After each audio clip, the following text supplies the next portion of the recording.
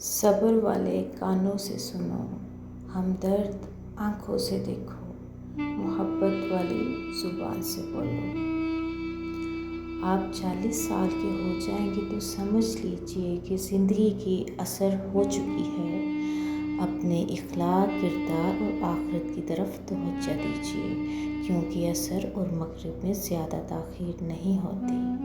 ایسی خوشی سے بچو جو دوسروں کو دکھ دینے سے حاصل ہوتی ہو۔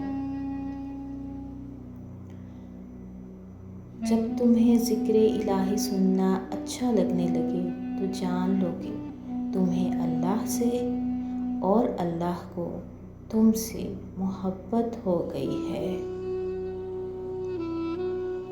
یہ بات ہمیشہ یاد رکھو کہ دنیا کی محبت سے رب نہیں ملتا، لیکن رب کی محبت سے دنیا اور آخرت دونوں مل جاتی ہیں۔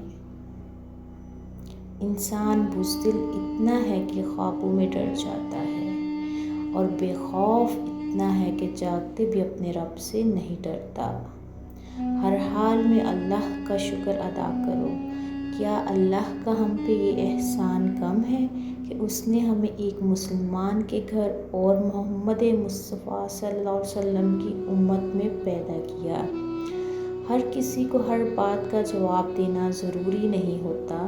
بہت سی جگہ پر واقعی دل بڑا کرنا پڑتا ہے، درگزر کرنا پڑتا ہے۔ ہر کوئی نہیں سمجھتا آپ کو، اور ہر کسی کو آپ کو سمجھنا نہیں آتا۔